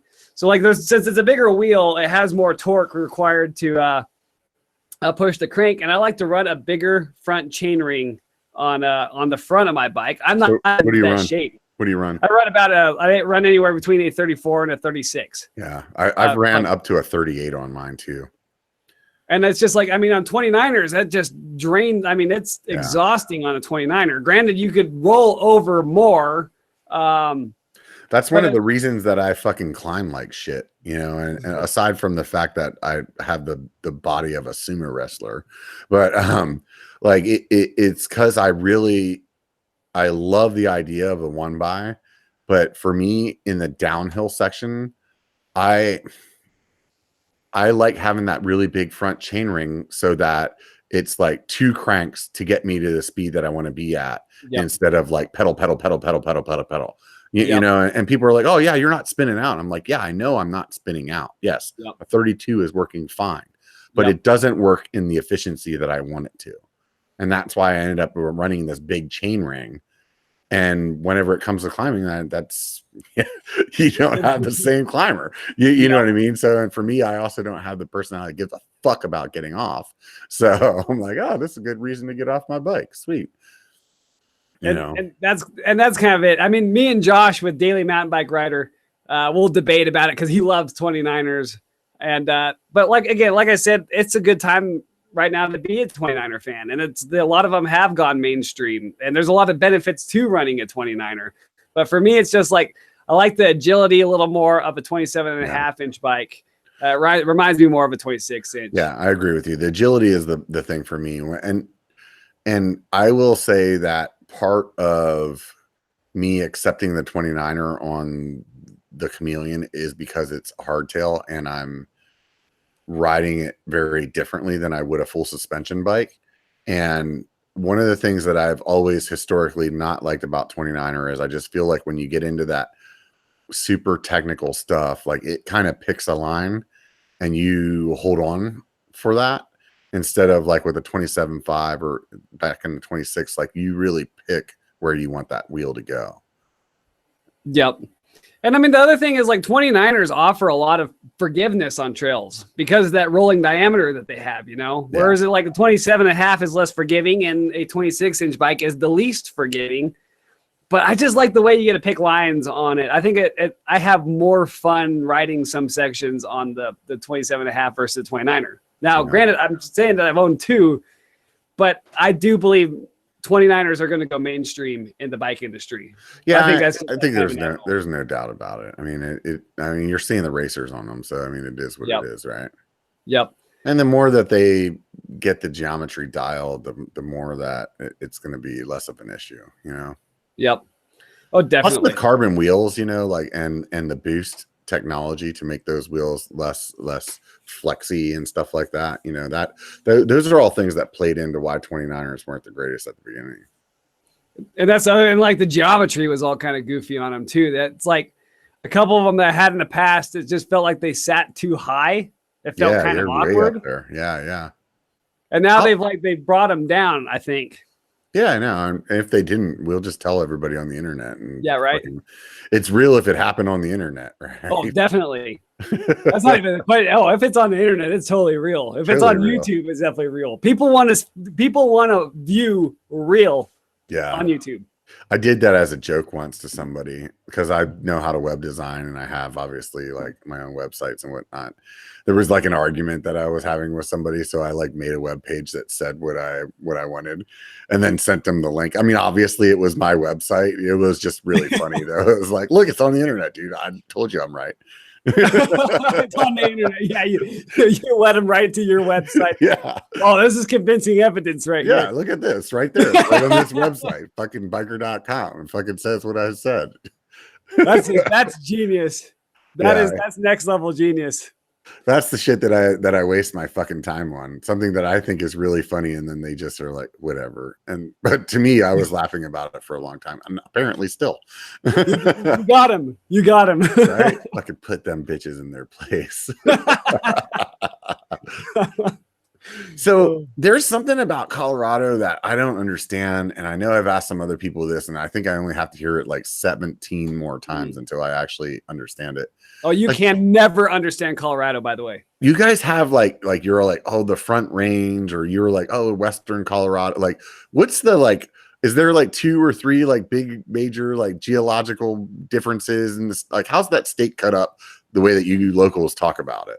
Okay, so like a lot of times we kind of divide it in half, even though it's really divided into thirds. And like for really like simple like overview of it, it's like you have the Rockies smack dab in the middle. So that's all our mountains. And on the eastern side, you have what we call the Front Range, because it was the Front Range for the settlers and explorers that were moving out to this part from the East Coast. They would see that first mountain range, and that was Denver and the Front Range. And so, yeah, so they would all settle in the plains that are east of the mountains, east of the Rockies. So anytime, like a lot of times when we're talking about generalities and we say Front Range, that's like Denver, Colorado Springs, Fort Collins, Boulder, and Pueblo. So most of the population in Colorado lives like along the plains and the foothills of the Rockies. So they're all in the flatland, and the Rockies front range. The front range. Yep. Got it. Now, me, I say the West Slope, and we call it the West Slope because we have what's called the Continental Divide that like splits the state into two, and all the water on the east side of the Continental Divide is going to go to the Atlantic Ocean, and all the water that's on the west side is going to go into the Pacific Ocean in the Colorado River at some point. So fucking geology lesson right here, dude. Oh, I know, yeah. Geography, geology. I'm a nerd. I'm a real bike nerd or something like that. Digging it, dude. I like it. So we have our hashtag over here on the West Slope. We say hashtag West Slope, Best Slope, or Best Slope, West Slope, one or the other. That's awesome that you don't even know what your hashtag is. Yeah, I don't even know. I probably piss off all my Front Range friends if I use the hashtag, because they maybe disagree with me. But yeah, the Denver is just like that whole the metropolitan area in Denver is just huge. It's crazy. It's been booming like crazy for the last several years. So somebody told me like the good riding though is on the West Slope, not the Front Range, right? Yep. So I mean, it's kind of like it's subjective. The front, like Denver has trails that are like right outside towns, like how South Mountain is to Phoenix. Okay. So it's just like there's parks, and then you have riding like right out of Denver, and there's some good trails there. I haven't ridden anything that I think is as good as the West Slope, and like the West Slope is like the plateau. We have all these mesas. We have these flat top mountains everywhere. Is that so the West Slope is the area that I like, for those of you guys that have probably watched the bigger channels, like Single Track Sampler was riding with like tag along and stuff like that. It kind of looks like high desert more. They were actually they were in the Rockies. So that's where it's kind of like we can say the West Slope is better than the East Slope or whatever, the Front Range. But like there is a lot of good riding that is in the Rockies, and like Crested Butte's like smack dab in the middle of the Rockies. So is the East Slope like is there like trees and stuff there like Tahoe, or is it all of Colorado is like that high desert kind of look? Well, you get you have trees in the mountains, but since we're kind of such a desert state, so to speak, like we have forests, we have thick forest in spots, but the second that you drop in elevation, you lose all that vegetation. And then if you're in Denver and you're like the second that you lose the elevation from the Rockies in Denver, because it's like immediate, it's like you have mountains and then you have flat plains, and all of Eastern Colorado is in flat plains. Like there are no trees in those flat plains out there. It looks like all in the mountains. It's just like desert out there. Yeah. And then I live probably, I mean, a lot of our trails are like anywhere between 20 to 10 miles from the Utah state line. And so we get that sandstone, and there's a lot of desert and kind of like juniper cedar trees out in this part of the world. So when you see like something like one of my videos, you see a lot of desert because we're in the desert. But the further the further into the state you go, you get into the Rockies and you get in the forests and the aspens and the Dakota Tagalong MTB location. But there's just some of those like he's in a desert, but it's a high desert, but it's like in the middle of the Rockies, if that makes sense. Wow. So I totally fucking stopped paying attention to you for a minute because I was reading the comment. That's fucked up. So basically you're coming off of the Western Slope, and then after you come down that, then it's the Rockies. Is that what you were saying? Yeah. So on the west side of the state, we have like the Western desert part, all flat top mountains and desert basically. The further east you go into the state, you get the mountains, the tall peaks, and the forests. And then kind of like on the eastern side of the state, it stops.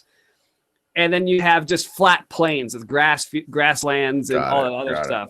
So it's a weird square state to explain. Have you ever seen that documentary Ride the Divide? I haven't. That sounds like it's on like the Continental Divide Trail or something like that. Oh, dude, it's fucking sick, man.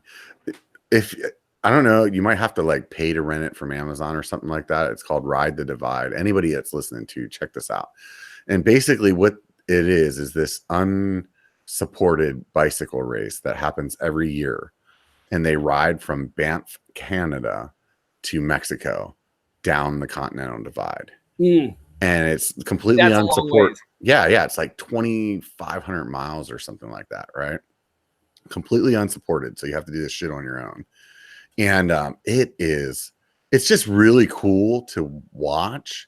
And it's one of those things, like there's certain things like in life, at least for me, that you watch and it just inspires you to want to do something epic. And that makes me want to do that. It's like those guys though that are racing it, you can look at like the like fastest times. This one dude was like fucking single speed, did that shit on a single speed in like 21 days or something like that. Wow. Yeah, just that's a monster effort right there. In fucking sane, dude. Like I would love to do it if it took me 3 months. You know what I mean? Yeah, right. But it would just like, it's one of those things where it's like I just want to do something like super epic like that, like once in my life. Not like, you know, like some people wanted to like climb Mount Everest or something like that. I want to do something like that where it's just just really find the edge of who you are, you know? Yep. And I think that you're definitely going to find it on like a trip like that. I mean, so we have the Continental Divide Trail here, and it straddles close to or around like the Continental Divide. And anywhere you have the Continental Divide in the state, you have mountains. It is in the mountains. And so it's just like, that would just be a Herculean effort to ride from like Banff in Canada down to New Mexico. Cause that's just all mountains. Yeah, no, it's insane what they're doing, dude. There's no fucking doubt about it. It made me watch some other documentaries too. There's some guys that do some like road bike rides that are similar to where they like start at the Pacific Ocean and ride all the way to the freaking Atlantic or something like that. And even that, like, I'm not a roadie, but even something like that would like fall into that epic zone for me, you know, where it's just like I just want to do some kind of like big adventure like that. And the thing that's shitty about it is that like, man, I don't know, like at what point, like for me and like having vacation from work and all this and that and the other, you know, it's like, how do you get to the point where you can do that? It's like, for me, it's like, okay, I could do that once I retire. But like at 65, is that really the best age to try something like that? I don't know, man. I mean, I don't know about you, dude. I've ridden with some guys that are freaking older that are just fucking like hammers. So I don't think it's like out of the like, it's not like it's not an option, you know, but man, it really feels like you're stacking the deck. Oh, that's what I was going to say earlier. Whenever I was talking about certain sports that I just wait for, like, I feel like I just get all in on stuff. And it's like, that's why I don't fly fish or like play golf, because I'm like, I want to wait until like, that's what my option is. Yeah. You know what I mean? Yep. No, that's kind of the thing. It's like I was hoping to get into all this stuff young, so like I could get more skills going forward. So I don't like after mountain bike, I don't even know what the next adventure would be. But it's like what you said. There are so many like epics out there. I mean, hell, you go like Rainier in Washington would be sick because that's like a glaciated volcano, you know. Yeah, I mean, there's so many things. Like even like people that like have hiked the Appalachian, or there's a big one. What is it? John Muir Trail or something like that. Not John Muir. There's another one. It's like goes all the way through California up into Oregon. I think it hits some of the John Muir stuff, but I can't remember that there was a movie about it, that little blonde chick, Reese Witherspoon, I think she was like just decided to go out there and fucking hit it.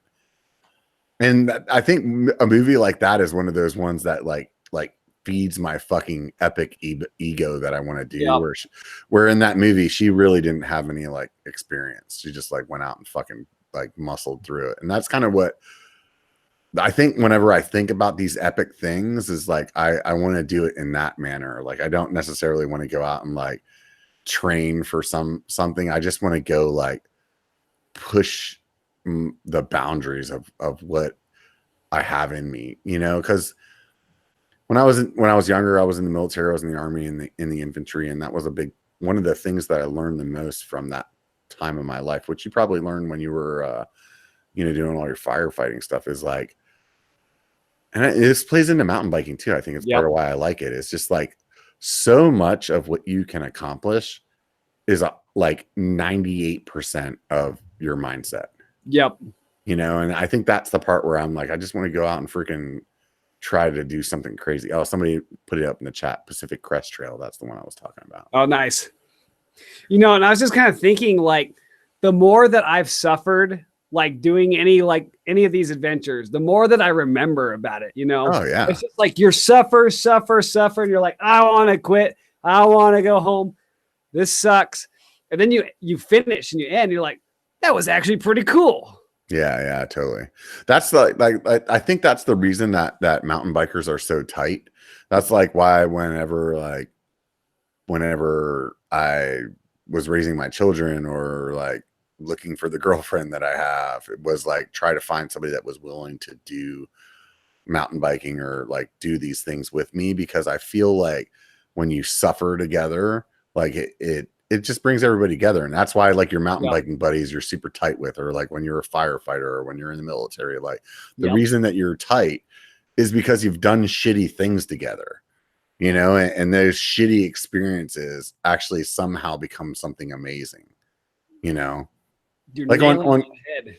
Like on Netflix right now, there's a freaking show called Medal of Honor, and it's like these guys that freaking got the Medal of Honor. Apparently, don't get that very easily, and it's like, right. But like these guys, when they're talking about these situations, it's like the worst fucking possible thing that could happen in your life, and it's also like, in a way, something that is so monumental that you'll never be able to have that again. You know what I mean? Yep. Oh, I know exactly what you mean. I always like to tell people that bad decisions make good stories. Right. I mean, that's a good. I must have a lot of good stories. I mean, for everybody that's watching this, I mean, I've heard some of Robert's interesting stories, and they were usually bad decisions, but they were good.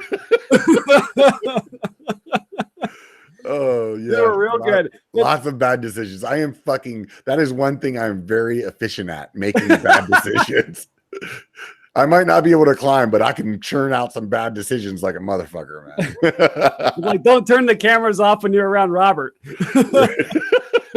Robert is the story. Everybody on YouTube's like, I'm always trying to find that story. I'm always trying to put this story together. It's like, Robert is the story. Oh, dude, you're fanboying me, dude. You're making my head big, man. No, yeah. Don't let it pop on you. Yeah, we don't need that, dude. Oh man. So what do you got? What do you got in store for this next year, man? So for this next year, I mean, man, I'm gonna just kind of play it by ear. The Sedona trip was something that I really wanted to do, and I got to do it. St. George is totally on my radar to go ride. Like, that's about a 6-hour drive west of Grand Junction on Interstate 70 to Interstate 15. So, what do I got to do to get out here to Northern California, man? I know, dude. Oh, if I could get a chance to go to biker camp, that just looks ridiculously fun and insane. And I mean, the one thing that I do know about everybody that's gone to biker camp, they have not forgot about biker camp. Yeah. Everybody remembers biker camp. So that means it's a good and legitimate event. And like everybody's videos about that just like showed great mountain biking in Downeyville. So this year, dude, I'm freaking trying to like step it up. Right. And, the thing that has kept it to the size that it's been is that I could only like do a campground. So like one campground is like 15 spots. So let's say you can put between, 1 to 6 people in a campground. Mm-hmm. And you got 15 spots, and that's basically what we've done. And last year, I think we ended up having some people there that like kind of popped in a little bit, but there's not a lot of parking. So like, it's kind of, you're stuck to that size, and the campgrounds aren't close enough where it's like, oh, we could just get the one down the street, and like they're all spread out pretty good. And then they're also not very close to town. So this year I've been working with the city of Downeyville. They have a new property that has like a 40-acre meadow or whatever they called it. That's like within like a 1.5 miles of downtown. The downside is it's like $3,000 to $5,000. I can't remember what the number was right now to rent the fucking place. Oh, so it's like I would have to put that money on the line to like make this event happen, and then figure out how to like recoup that, because as well as I do, like as a small YouTuber, like there may be a perception of success from outside, but I mean that's probably close to maybe how much money I've made in the last 2.5 years of doing YouTube. Yeah. You know what I mean? So it's not like if I was like Seth and I was getting this much money a month in freaking Patreon money, like I'd rent the fucking place and we'd just have a party. You know what I mean? Yep. But I have to figure out how to do this and like not miss a house payment. You know what I mean? Yep. So that's the big thing that I'm really like up against right now is like I'm having this like internal struggle of last year I had, let's say we had 60 people at the campground. How do I like, can I go out on a limb and think that I can cover the cost of this campground to make this happen again? So that's what I'm up against. When everybody's like, you know, like what's happening with biker camp? It's like, so I'm like, on one hand, I'm like, can I make this happen to make it bigger and just like make this just a rad fucking event for everybody? Because if we get that spot, like we could have a band. Like if I do Jeopardy, I could do it with like a screen and a stage and like have a projector that puts it up onto the screen. You know what I mean? Like could really, really change it. It gives me the ability to be able to have like vendors there that are possibly giving out demos. And like, I would love to turn this into a Sedona, you know? And there's just that, you know, like that part where it's man, it's a gamble. And I'm a gambling person whenever I'm gambling with money that I don't like I don't care about. You know what I mean? Like when you go to the casino, you're like, yeah, I'm gonna, if let's just say you lost $500, you like came with $500 that you knew you were willing to lose.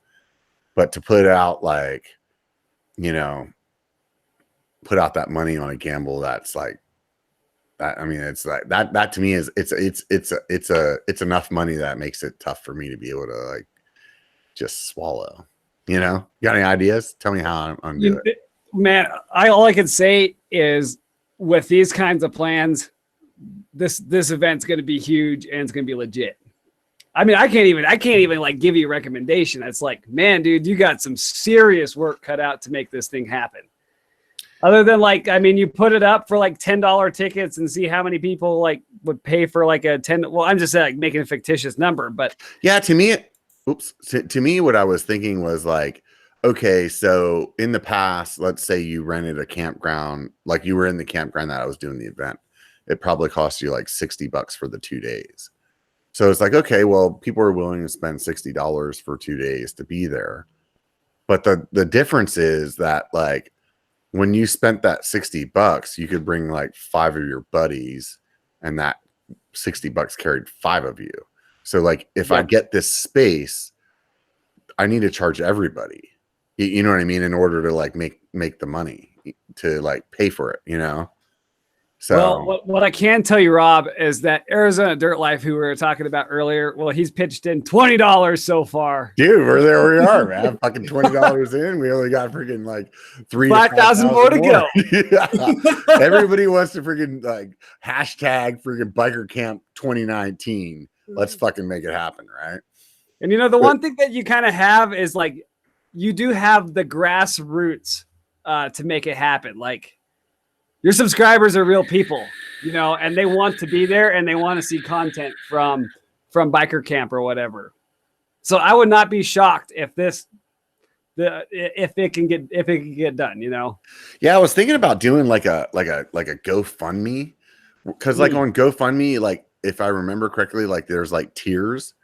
So you could say like, if you do a $60 fund, like you get a campground, right? So you're kind of using it as like to pay for it. And then other people could just donate if they just wanted to donate. And then maybe at that point, I don't know, man, I'm kicking all these ideas around. I really want to make it happen.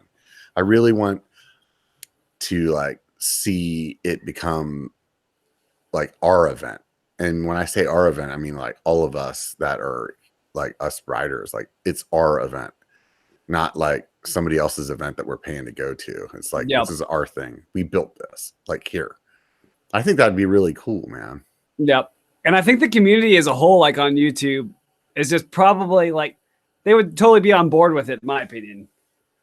I mean, I met these guys from all across the country, even guys from outside the country, across the world, and it's just like all these guys are down to meeting everybody that is out there for an event like this. And I mean, if it's big enough and the word gets out, I think that everybody that's watching even the stream, they can do it, or at least pay 75 cents to do it. Right. I mean, we got 46 people watching right now. So if all of you guys give me $100, we're in. Just like that. And you get a biker t-shirt, a signed biker t-shirt. If everybody in this freaking live stream right now gave me $100, I would screenshot everybody's names, and you guys be the only ones allowed to come. Fuck everyone else. We'd put out a bunch of videos, be like, it was awesome. You bitches missed out. Yeah, we just make everybody feel like they missed out when all the videos come out. But yeah, we'll just take a bunch of like videos and like just overproduce the fuck out of them, make it look like it was way more fun than it actually was. Because it would turn out to be as 45 fucking drunk guys that like were so hungover, barely got able to like ride Downeyville.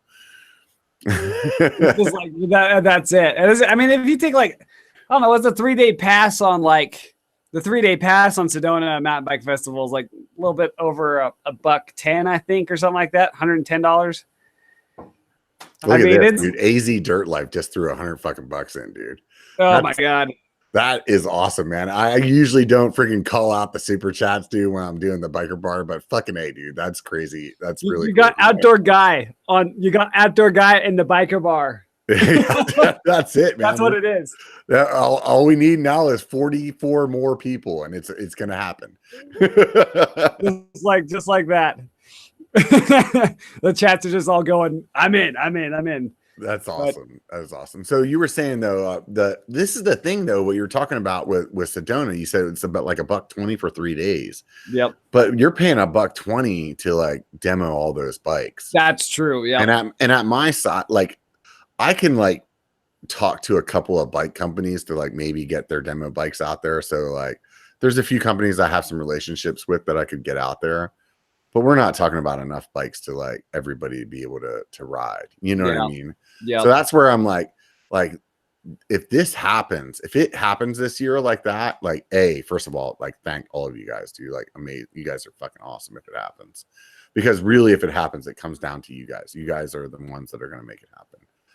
Like I'll have some planning to do or whatever to figure out how to fucking coordinate the funds to make it happen. But at the end of the day, this event's going to be up to you guys. Totally. Yep. I had a great point to say and I totally forgot, Robert. So go ahead. No. I'll just keep fucking rambling on, Join my Patreon, hit the thumbs up button, subscribe and like. And dude, are you like me where does that annoy the fucking piss out of you when you hear people saying that on their videos? Maybe when I was like initially like first getting into YouTube and watching like actual channels, not just mountain biking channels, but just anybody that made a YouTube video in general. It was just like, it's like I was kind of like the drive-by viewer. I came in, I watched the video and I got out, and but like right now it's like I don't like it like at the beginning of the videos, but at the same time, it's just like, even if it draws somebody to smash the dislike button, I mean, that's benefiting the channel from what I've read, If they hit it twice, it's good. If they hit it twice, it's really good. It's good for my ego, right? It's good keeping my head compact and not getting too big or whatever. But I mean, it's just like, it's one of those things like I hate doing it, but like, is it a necessary evil? Maybe. It is. That's the thing is like, I hate it. It fucking annoys the shit out of me.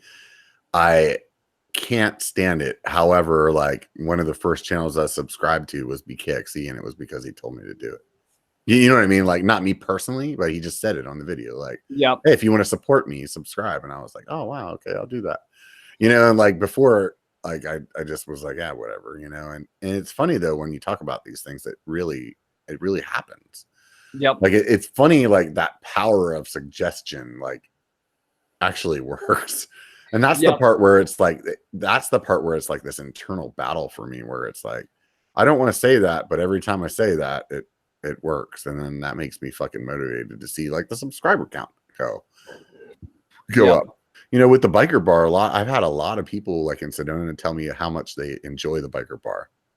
But like me starting the biker bar has really dramatically changed the way that the channel is like growing. Like it's not grabbing subscribers like it would if I was doing all POV stuff. Yep. But the people that are following it, they're getting a lot of quality content out of it. But it's different. So I mean, like, subscribe to the channel if you listen to these, dude, and you're freaking digging the content. Definitely subscribe, because that's what motivates us guys. Like, you see those thumbs up or the comments. Like, seriously, like, the comments are huge.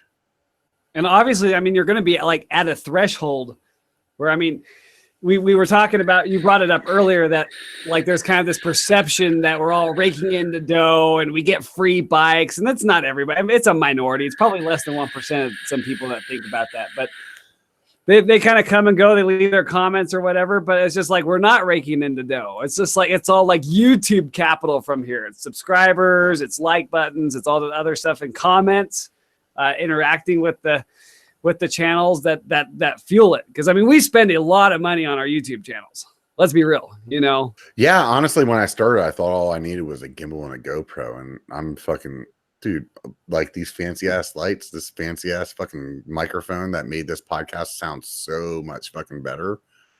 That shit's all funded by you guys, man. I mean, you're a freaking Patreon, right? Yes.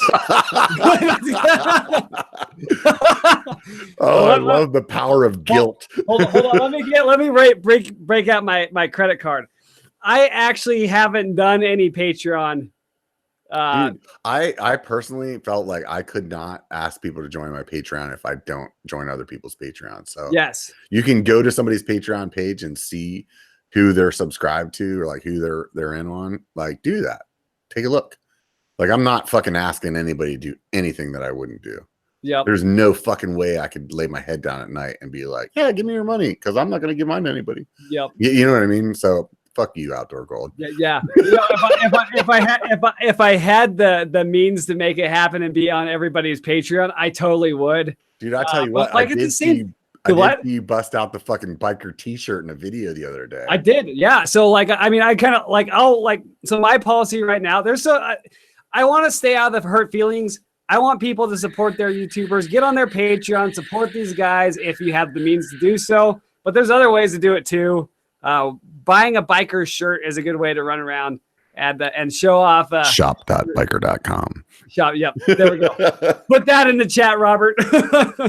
But no, so like, I mean, my policy is I will either super chat or I will buy merchandise and wear it. So I want to wear other people's merch in my videos. For a long time, I didn't have the money to like, or I didn't feel like I had the money to like join Patreon. And I just would use their Amazon affiliate links. And, that's another good way. Yep. I'm lazy as fuck. So I buy like 90% of things that I purchase from Amazon. So I just go to somebody, like, have somebody's page set as like my Amazon homepage. Then anything I search from there freaking is going to give them a little cut, and it's not costing me anymore. So that's what I would always do. But you don't even have to join people's Patreon at like their levels. Yeah. Like, you can only do $1. Like, even if somebody's level, like say their bottom level is $5, you can just do $1. Like, even if they don't have a dollar club, like, you can just do $1. I mean, and like I said earlier in the stream, like, I give $1 to the guy that hands me a beer, like, to like watch somebody's content all month long or all year long, like for $1 a month. That's not asking much. And that's, it's hella biased for me. It's definitely biased for me. I have a channel I'm trying to freaking, fund with you guys' help. So yeah, that's biased. But seriously, dude, it's $1. You know what I mean? I've given freaking shitty waitresses a bigger tip than that. Yep. Yep. But I mean, at the end of the day, it's such a good way to, like, I mean, Patreon's the way that you get your opportunity to tip these guys. I kind of like, I mean, I run things a little differently. If I had, I mean, I'd probably set myself like at a threshold to start Patreon, but I don't think I'm there yet. and I don't think I can produce the content to make it work and make it happen and all that other stuff. What's your subscriber count right now? I think it's 2,000, 2,500 or 26, something like that. Yeah. But it's just like, I mean, it. So you got all the bike deals. You're freaking actually not working anymore. You're like just freaking working all the bike deals. All I do is YouTube full time. I quit my job at 1,000 subscribers. Yeah, you didn't tell anybody. You just keep that on DL, make it seem like you're like a poor guy. Because I'm making huge cash out there in the world with them rolling in it. No, but I mean at the same time, it's like I do feel like culturally on YouTube, there's a lot of sponsorship going out there, and I'm really stoked on all these guys that are getting help from bike companies for their content on stuff. But me and Robert are like not really in that. We're not in that category. Somebody told me that there's some like semantics with that people aren't familiar with, and I wish I remembered. Maybe you can fill it in for me. Like, there's a difference between being sponsored and a difference between like, what's the other word that they use? Like supported. Well, there's ambassadorship. Yeah. Somebody was telling me like you could be like affiliated or something like that with them. And that's basically like they gave you a product. Like Cushcore gave me a set of Cushcore inserts. Yeah. So I'm not sponsored by them, because sponsored means that you get a paycheck. Yep. So like when somebody's sponsored, they're like literally getting a paycheck from that company. Whereas there is another aspect of it that is a word that I can't remember. Maybe one of you guys in the chat can tell me what the fuck it is. Like, that's the thing where it's like, hey, you're just getting some like maybe some free shirts, like, or something like Tasco or Hand Up. They give me gloves. I'm not sponsored by them. They've given me gloves. I talk about them. I like using them. I'm not like blowing smoke up anybody's ass about talking about how I like them. Yeah, but I'm not getting a paycheck, and I don't want to really get into that space. It's really it is an uncharted territory. That's a fact. So it's just really tough, you know. Like, there's a part of this where it's like you want to be successful and you want to like everybody starts their channel like, oh, I just want to do this for fun. Maybe some people start it for as a business or whatever, but like they don't necessarily always start it as like, oh, I'd love to quit my job. And then I think as you get into doing your channel for a while, you're like, oh, that would be sick if I could. Yeah, right. Right. So like, I think that's where like the carrot starts dangling, you know. You're like, well, if I took the sponsorship, then maybe that would make me closer to being able to just do this full time. But on the other hand, it's like, that's tough for me, man. I don't know if I ever want to get there, you know. Like, I'd rather get the money from like the community, like on Patreon or like merch or like these events. Yeah. Like if the biker event turned into Sedona, that event could make enough money that I could quit my job from doing that one event a year. You know? Like, it's far from that. Like a million miles away from that right now. But how many people do you think went to Sedona? Fucking thousands. Oh yeah, I'd be interested to know how many tickets that they had for sale. But you look at those lines early in the morning, getting ready for bike demos. There's got to be thousands, right? Maybe 8,000, right? And then like everybody packs into like a 4-door car or something like that. So every car that parks there's 4 people that go walking out, you know. Yeah, I mean, so like, and that's the thing about Sedona that's a little unique too, is like you don't actually have to pay to be there. So for those of you guys that are like contemplating like going, it's like you can just go. And like, I didn't pay for a ticket this year because they sold out before, because I'm lazy. Yeah, I didn't buy one either. They sold out before I freaking was able to buy one. And I just went with my bike, and you can still go there and walk around and like have a good time. So that's the part with like the biker event that I struggle with too, where it's like, is it just like, I don't want to like make this like cost for people to have fun, you know, but I also like obviously don't want to miss a house payment because I fucking want other people to have a good time, right? Yeah. Well, then the other thing is I had a stream prior to the Sedona Mountain Bike Festival, which I trolled everybody and said that I asked everybody if I was going kind of like in the title. And then I said maybe. So I was trolling everybody. But I was thinking back when I did pay for a ticket and I didn't really demo any bikes. And so I was like, well, maybe I didn't really get my value for the ticket. But the one thing that I learned this time, not paying for a ticket, was the parking situation out there. If you're behind the 8-ball, is horrendous. You cannot park anywhere. Unless you have a badass fucking truck like I do. Yeah, it was just Robert's running everybody off the road into Oak Creek. No, dude, there was this spot, dude. There was this spot like right next to the event, and it had this big fucking ditch. So like nobody would park there because you couldn't get off the road. I saw your truck. Yeah. I know exactly what you're talking about. I was like, that was ambitious, right? It did just like 2 to 3 feet underneath the bottom of the truck, and it got the tire here on the shoulder, and then the tire over here on the bank. Yeah. When you were standing on the ground with my tailgate down, like I'm 6'2", my shoulder was like level with my tailgate. Oh, that just makes me happy knowing that was you that was parked that way on Friday. Yeah, that was me. That's satisfying. The best part of it was there was a point whenever we were sitting on there's a little trail that kind of climbs up the hill right next to where I was parked. And we were sitting there for a second, like waiting for the other people that were with us to catch up or whatever. And before we crossed the street to go like grab some beers out of the truck or whatever. And somebody like walked by like on like right next to my truck, and they looked at it and they're like, what a douchebag. And I think it was awesome because they had no clue that the douchebag was standing right there listening to him. I was like, because like I'm from real Linda. Right? Don't fuck with me, man. Look at that. From real Linda, California. You see those douchey ass freaking rims I got on that truck? That it screams fucking little penis, dude. I love it. So yeah. Anyways, moving on. But I will say, like, if you do get your own ticket, or if you buy a ticket, you get the shuttle service from it, and then that takes like the parking problem out of it. Because I tried to park at any like the trailheads like in the afternoon on Friday, and man, I could not find a spot to save my life.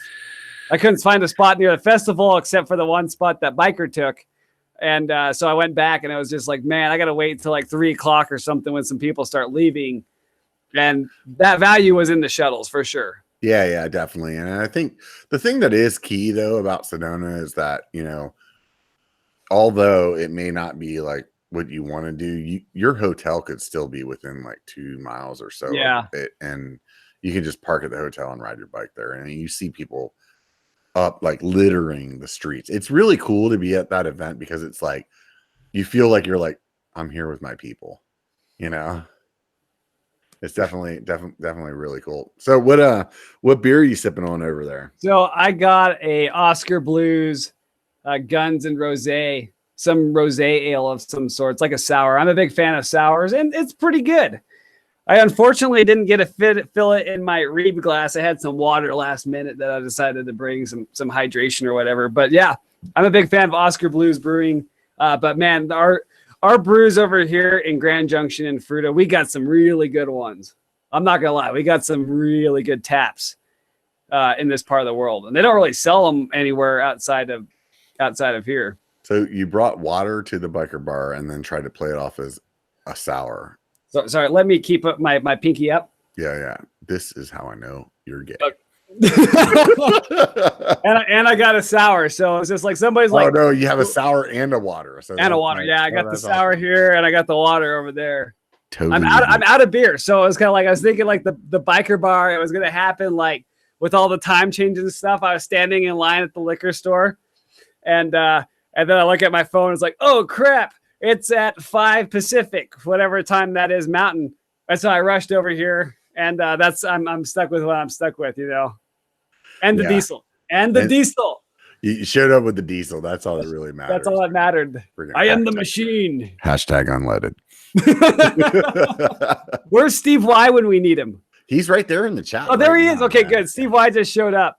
Yeah. Good. I think he's been here most of the chat. Okay, good. Yeah, Steve Y is a cool guy.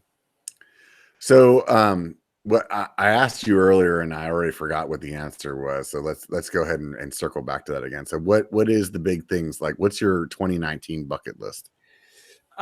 Bucket list is getting some other content that isn't just mountain bike specific out there, especially in the summertime, because it seems like my views kind of go to hell in the middle of the summer. I think like everybody's looking at Canada. I want to make more content specific videos, like just kind of giving people general mountain biking this, mountain biking that, and then just getting out and riding. I need to do some like more riding in Crested Butte because they got really good trails. But outside of that, it's going to be kind of a fly by the seat of my pants and see what happens for the rest of the remainder of the year. See who shows up in Fruit America. There you go. Hometown of Fruit America. So man, I honestly, like, here we are, we're wrapping up on 2 hours, dude. And I definitely didn't follow the normal biker format with you. It's just great chatting. We always have great conversations. If you guys don't watch RC Gold, the outdoor guy. Yeah, if you don't watch Outdoor Guy or the Tampax Sampler, like, you should definitely search him on the internet.